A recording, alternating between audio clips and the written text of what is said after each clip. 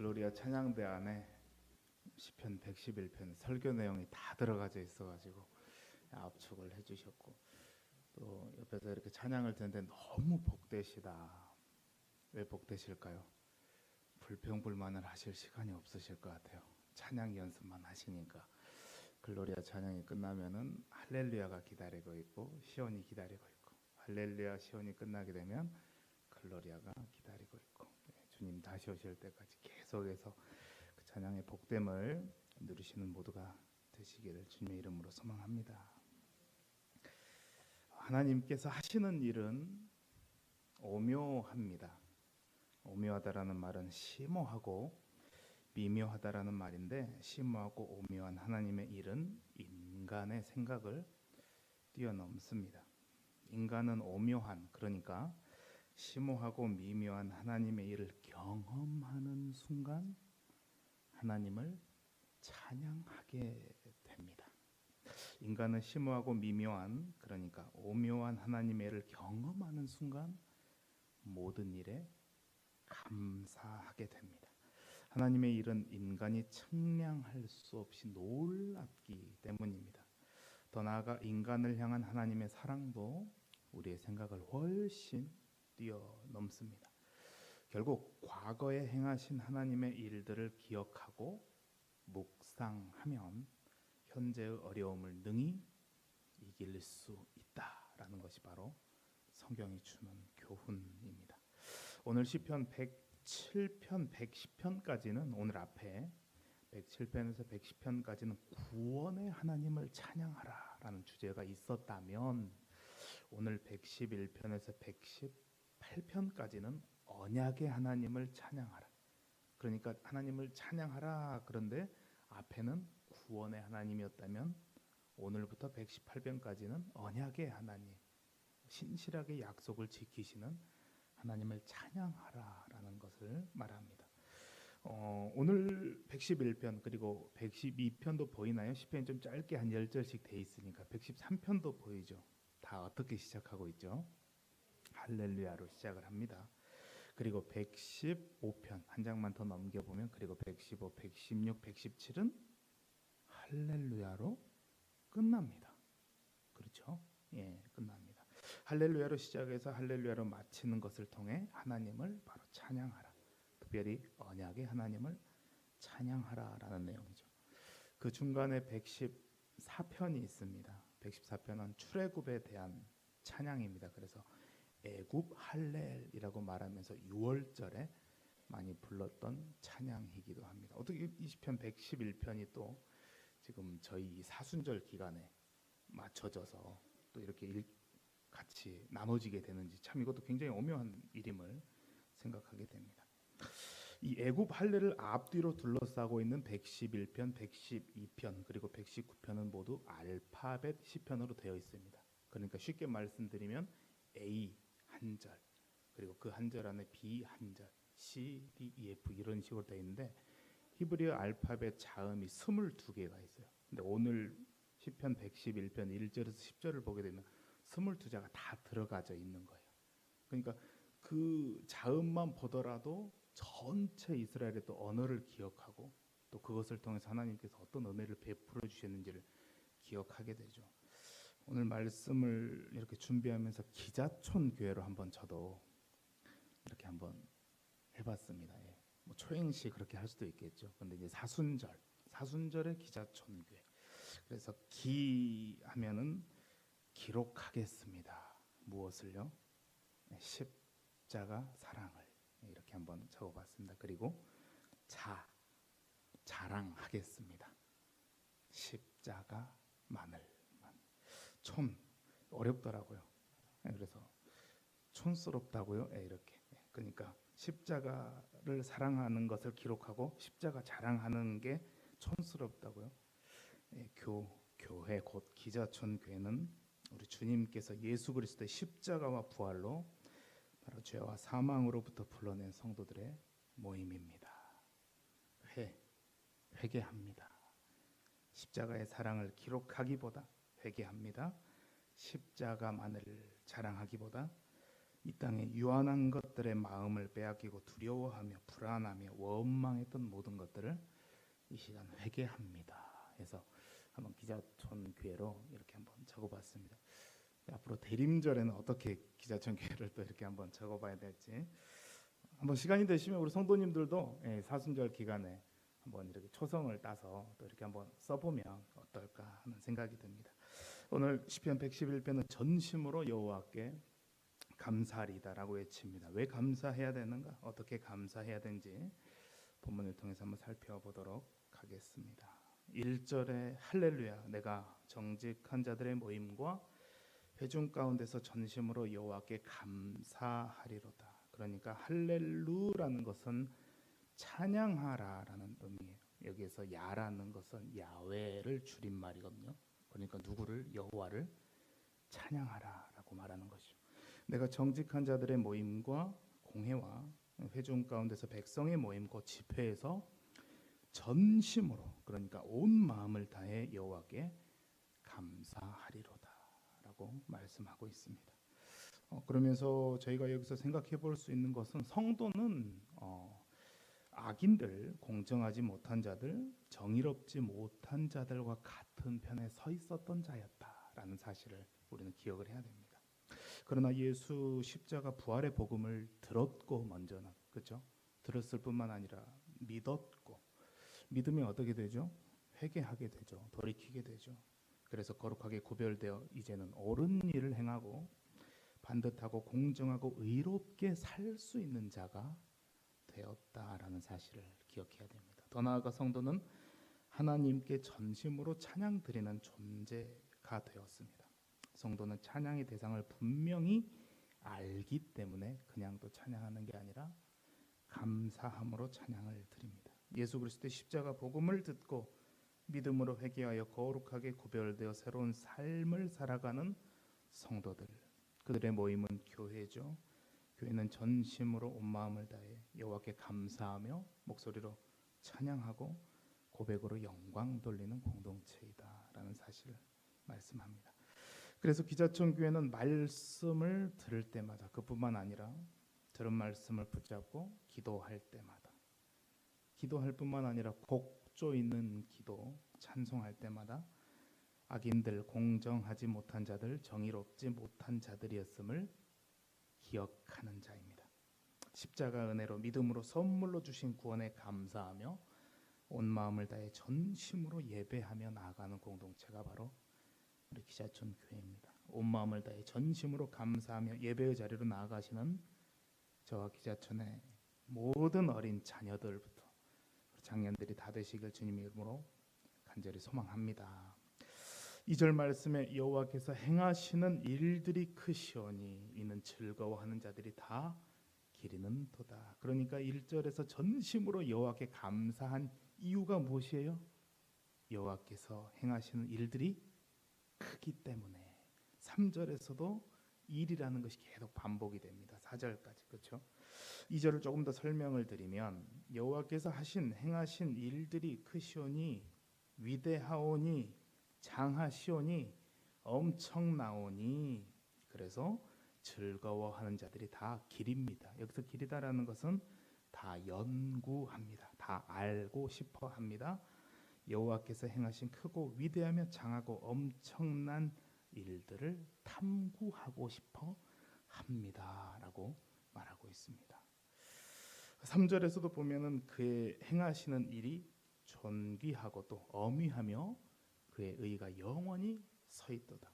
그러니까 여호와의 행하시는 일, 곧 이 행적이 존귀하고 영광스럽고 위엄이 있다라고 말하죠. 그 하신 일이 영광스럽고 찬란하다.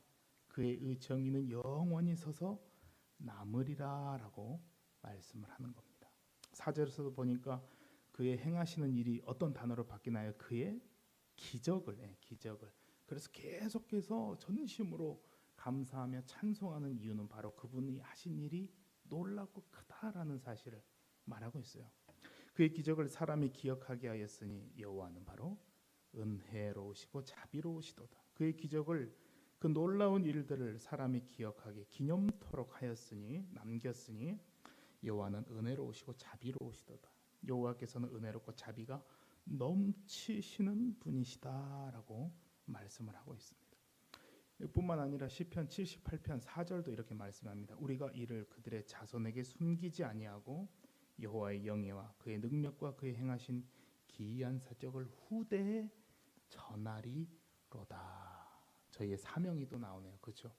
저희의 사명은 하나님께서 행하신 크고 놀라운 일들을 바로 전해야 되는 것이죠. 먼저 우리 가정에서부터 그 믿음이 계승이 되어져야 되는 것이죠. 가정을 더 나아가서 또 친지들까지, 우리 지역까지, 우리 윗집까지, 우리 옆집까지, 우리 아랫집까지, 하나님께서 크고 놀라운 일들을 믿음으로 받아들여야 하는 것이죠. 또 시편 86편 15절은 이렇게 말씀합니다. 그러나 주여 주는 긍휼히 여기시며 은혜를 베푸시며 노하기를 더디하시며 인자와 진실이 풍성하신 하나님이시오니라고 말씀합니다. 저희가 여기서 얻을 수 있는 교훈은 성도는 하나님의 이런 기적 행위 자체도 중요하게 여기지만 하나님의 은혜와 자비가 언약 백성 가운데 드러남에 감사하고 찬송하고 영광 돌리는 자이다라는 사실을 말씀합니다. 성도는 그러면은 어떻게 이 사실을 알 수 있는가라고 했을 때 바로 이 기록된 말씀을 통해서 우리는 하나님의 크신 놀라운 일들을 안다라는 사실이죠. 그렇기 때문에 성경을 읽는 일, 성경을 듣는 일, 성경을 보는 일은 너무나도 중요하다. 그뿐만 아니라 성경을 보고 읽고 듣는 것보다 쓰는 것보다 더 중요한 일이 있어요. 뭘까요? 바로 성경을 하나님의 말씀으로 믿는 일입니다. 하나님의 말씀으로 믿지 않고 듣고 보고 읽은들 어떠한 힘이 있겠습니까? 근데 바로 이 성경을 하나님의 말씀으로 믿고 듣고 읽고 쓰고 보고 읽고 공부할 때 바로 역사가 있는 것이죠.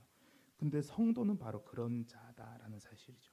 기록된 말씀과 더불어 이제 선포된 말씀이라고 합니다. 이것은 교회에 세운 목회 사역자, 설교자를 통해서 이 기록된 말씀이 해석되어지고 선포되어지는 것을 통해서 하나님의 은혜를 안다라는 것이죠. 그렇기 때문에 하나님의 말씀 보고 듣는 것도 중요하고 선포된 말씀을 더 잘 듣는 것 또한 중요하다는 사실을 우리가 알게 됩니다. 그래서 찾고 추구하고 무엇을요? 하나님의 자비를 찾고, 그래서 성도는 하나님의 은혜와 자비를 찾고 추구하고 조사할 때 바로 깊은 묵상 가운데 즐거워한다, 행복을 누린다라는 사실을 말씀합니다. 아, 그렇구나.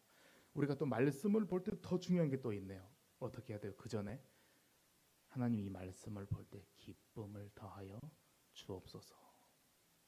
주보의 각 구역마다 장수를 올리기 위해서 읽지 않게 하여 주옵소서.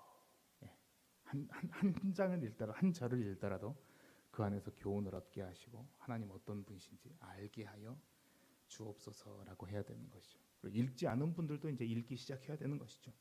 성도들의 모임인 교회는 보이는 말씀 또 곧 성찬을 통하여서도 하나님의 크고 놀라운 일들을 알게 됩니다. 성찬을 보이는 말씀이라고요. 성경은 뭐라고요? 기록된 말씀. 설교 선포되는 것은 선포된 말씀. 성찬은요? 보이는 말씀이다. 보이는 말씀. 그래서 말씀이 중요하다라고 하면은 성경뿐만 아니라 설교 그리고 성찬까지도 중요하다는 사실을 말하게 되죠.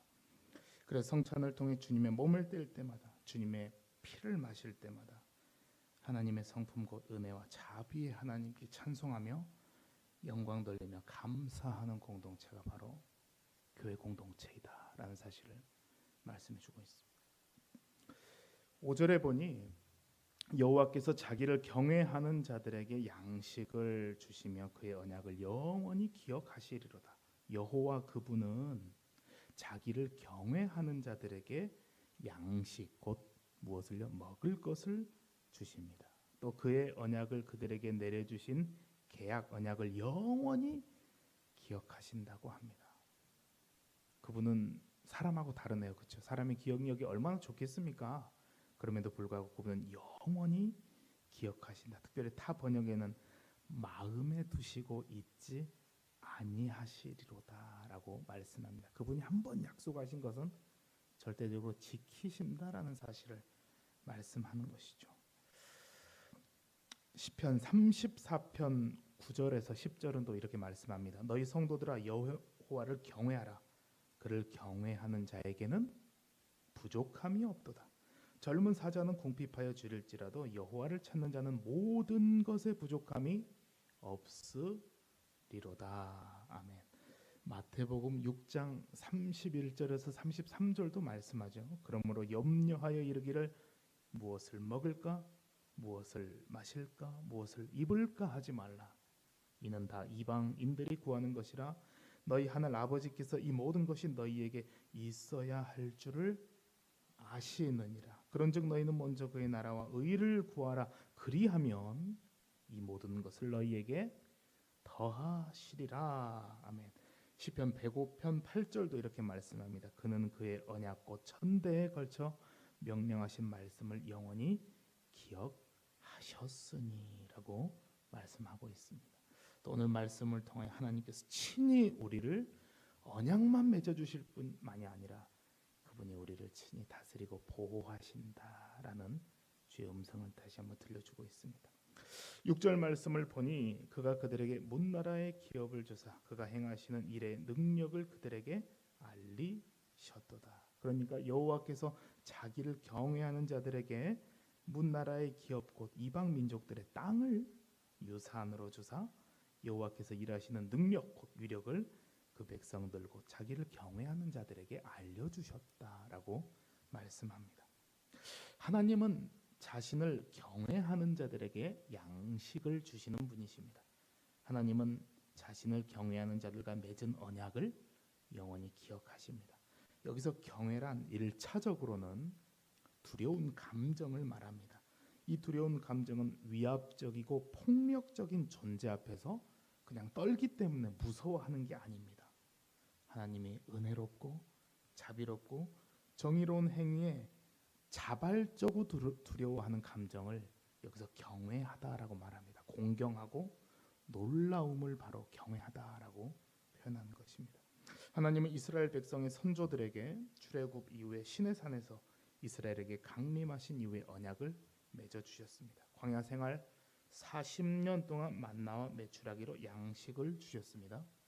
하나님이 아브라함의 후손을 이집트 곧 애굽에서 끄집어 내신 것은 다른 게 아니라 그들의 조상인 아브라함과 언약을 맺었던 거기 때문에 그것을 신실하게 지키시기 위해서 하셨던 것입니다. 그리고 하나님께서 보이신 은혜와 자비는 그분 자체가 그런 분이시기 때문에 그 일을 하신 것입니다.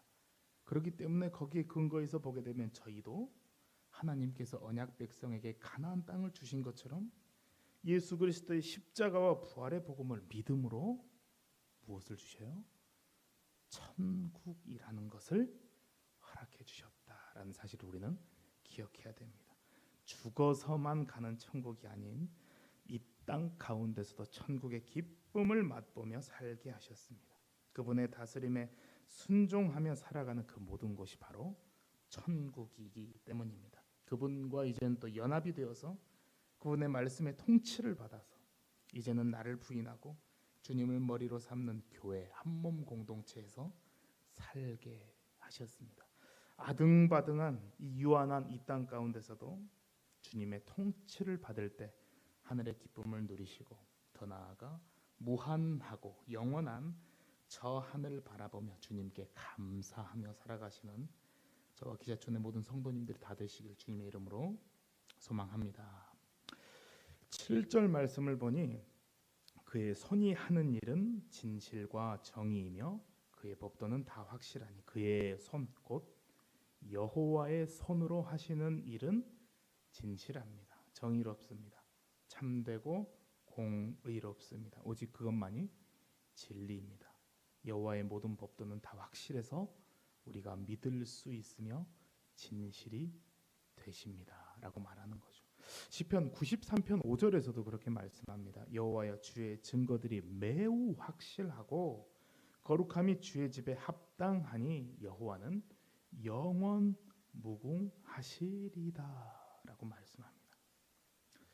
8절 말씀을 보니 영원 무궁토록 정하신 바요 또 진실과 정의로 행하신 바로다. 그러니까 영원 무궁토록 무슨 얘기입니까? 영원히 흔들리지 않도록 굳건히 정하신 대로 서 있다. 그분이 하신 일은 또 그것들이 진실과 정의 곧 진리와 정직함으로 진실하고 올바르게 제정되었다라고 말하고 있습니다.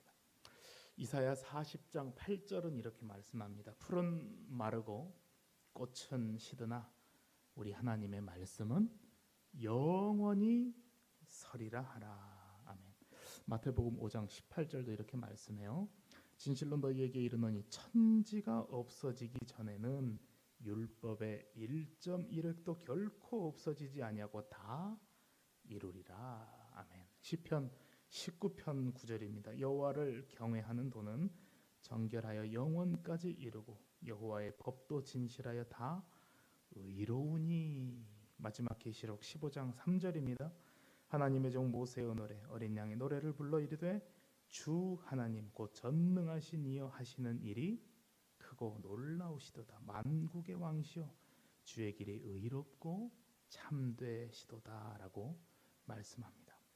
9절에 여호와께서 그의 백성을 속량하시며 그의 언약을 영원히 세우셨으니 그의 이름이 거룩하고 지존하시도다. 그러니까 여호와 그분께서 그의 백성들을 속량 곧 속전을 내어 구해내시고 여호와 그분이 언약을 영원히 세우셨으니 영원히 지킬 계약을 맺어주셨으니 여호와 그분의 이름이 거룩하고 지존하시도다. 위대하시도다.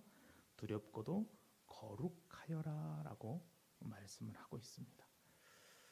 특별히 마태복음 1장 21절을 통하여서 이 9절에 나타난 속량에 대한 개념을 저희가 더 이해해 볼 수 있죠. 마태복음 1장 21절을 이렇게 말씀하거든요. 아들을 낳으리니 이름을 예수라 하라. 이는 그가 자기 백성을 그들의 죄에서 구원할 자이심이라 하니라. 누가복음 1장 68절도 이렇게 말씀해요.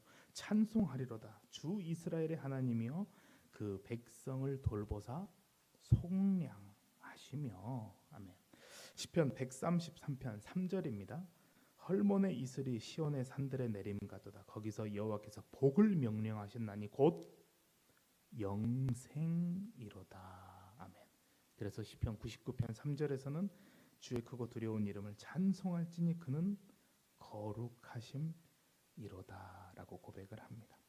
하나님께서 이스라엘 후손을 이집트에서 구속하신 것은 본래 아브라함에게 약속했던 그의 후손들을 본래 상태로 되돌리려는 것이었습니다.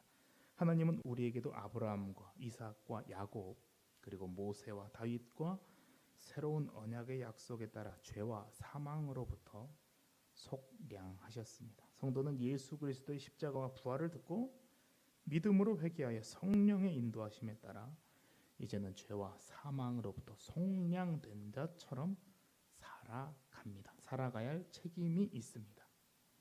이것을 성경은 그 이전 것은 지나갔으니 보라 새 것이 되었도다. 그래서 새 것으로 살아가라. 에베소서에서는 한 새 사람으로 살아가라. 갈라디아에서는 그리스도와 함께 십자가에 못 박혔나니 이제는 나를 사랑하사 자기 자신을 버리신 하나님의 아들을 믿는 믿음 안에서 살아가라라고 말씀하는 것입니다. 그래서 10절에 보면 여호와를 경외함이 지혜의 근본이라. 그의 계명을 지키는 자는 다 훌륭한 지각을 가진 자이니 여호와를 찬양함이 영원히 계속 되리로다. 그러니까 여호와를 경외함이 지혜의 근본 곧 근원인데 여호와의 계명을 지키는 자, 따르는 자, 그러니까 하나님 말씀대로 그대로 사는 자가 바로 곧 훌륭한 자, 지각 곧 통찰력, 슬기를 깨친 사람이다. 그렇기 때문에 여호와를 찬양함이 영원토록 계속 울려야 된다라고 말씀을 합니다. 시편 111편에도 이 말씀이 나오네요. 여호와를 경외함이 지혜의 근본이라. 이 말씀이 어디 있죠? 잠언에 있죠. 잠언 9장 10절을 보니 여호와를 경외하는 것이 지혜의 근본이요 거룩하신 자를 아는 것이 명철이니라. 잠언 1장 7절에서도 여호와를 경외하는 것이 지식의 근본이거늘 미련한 자는 지혜와 훈계를 멸시하느니라라고 말씀합니다. 성도는 하나님이 행하신 일들을 새겨보고 반응하는 자발적인 두려움, 즉 공경을 표시를 나타내며 살아가는 자입니다.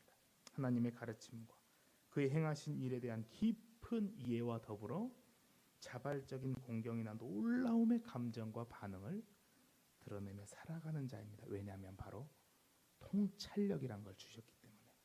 이전에는 십자가의 도가 멸망받는 자들처럼 미련한 것이라고 여겼지만 이제는 구원을 받는 우리에게는 바로 그 십자가가 하나님의 능력이 되었기 때문입니다.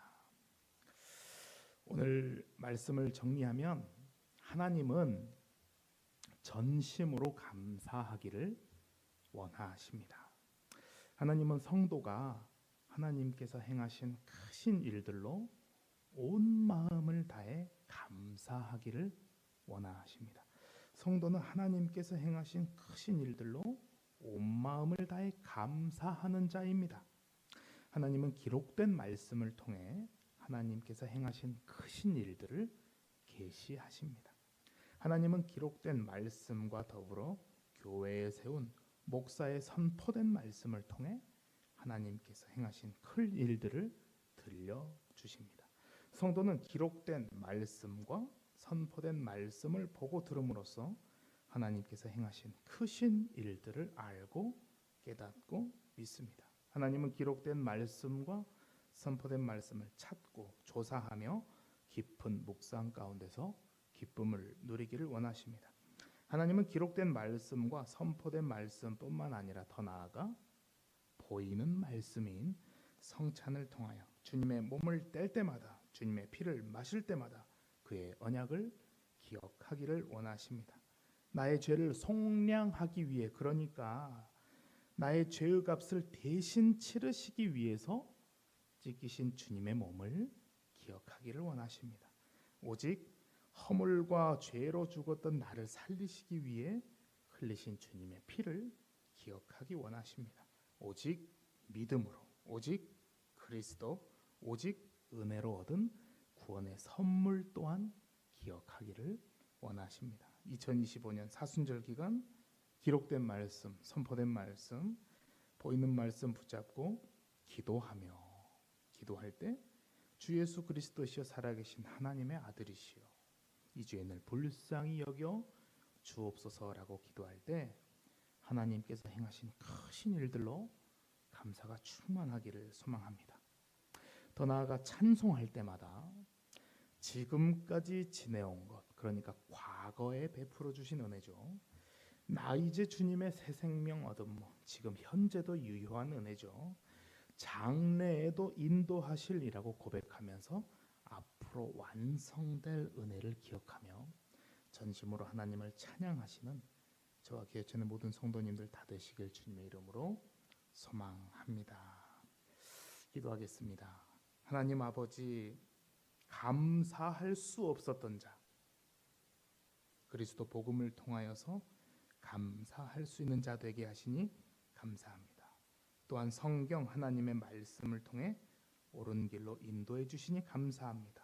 말씀만 보고 끝나지 않고 말씀 붙들고 기도하며 살게 하시니 감사합니다. 특별히 곡조 있는 기도로, 찬송으로 우리의 심령 가운데 날마다 하나님께서 행하신 크신 일들로 충만케 하시니 더욱더 감사합니다. 이 일들로 일평생 우리 인생을 통해 하나님의 영광을 위해 살아가는 저희 모두가 되게 하여 주옵소서. 감사드리며 예수님 이름으로 기도합니다. 아멘. 찬송가 439장 찬송하고 세 가지 정도 기도 제목 놓고 같이 기도하도록 하겠습니다.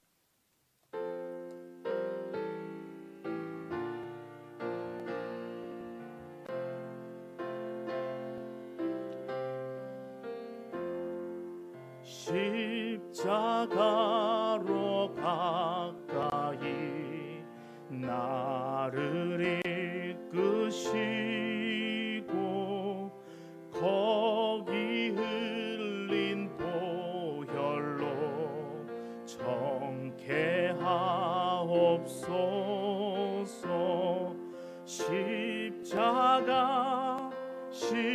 십자가 무한 영광 일세 요단강 영원한 식 없네. 십자가에 가까이 내가 떨고 섰네. 거기 있는 새벽별 내게 비추시네. 십자가 무한 영광일세. 요단강을 건너는 영원한 식 없네. 십자가로 가까이 가게 하시옵고 몸소 받은 고생도 알게 하옵소서. 십자가 무한 영광일세. 요단강을 건너는 영원한 식 없네. 십자가에 가까이 의지하고 서서 천국 이를 때까지 항상 머물겠네. 십자가 무한 영광일세. 요단강을 건너는 영원한 식 없네. 아멘. 우리 시간 같이 기도하기를 원합니다. 하나님, 다시 한번 전심으로 하나님께 감사하는 삶 살게 하여 주옵소서. 하나님, 최고의 성화가 전도라면 최고의 영성은 감사임을 고백합니다. 그리스도인의 최고의 영성이 감사임을 고백하며, 하나님, 그러나 하나님이 크고 놀라운 일들을 잊어버린 채 십자가를 목에 걸고 차에도 걸고 많은 교회들을 통하여 십자가를 보더라도 이 땅에 속하여 이 땅만 보다가 주님 손 다 놓치고 원팡 불평했던 삶을 주님 이 시간 용서하여 주옵소서. 하나님, 다시 한번 말씀과 기도와 찬송으로 충만케 하셔서 예수 그리스도를 통하여 베푸신 놀라운 은혜 날마다 감사하게 하옵소서. 병상의 환우들을 위해 휴가 중인 담임 목사님과 사모님들을 회복시켜 달라고 우리 한번 한 1, 2분 반 통성으로 기도하며 나아가도록 하겠습니다.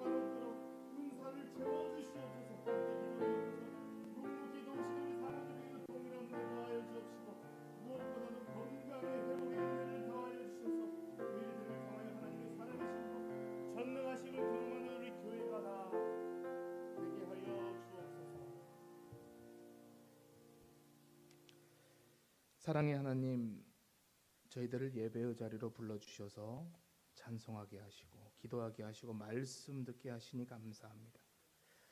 일평생 불평불만마하며 지옥의 땔감으로 갈 수밖에 없었던 저희들 선택하시고 부르시고 감사하며 살게 하시니 감사합니다. 그 크고 놀라운 일들 말씀 통해 들려주시고 기도할 때마다 깨닫게 하시며 찬송할 때마다 감화 감동되는 은혜 허락하여 주옵소서.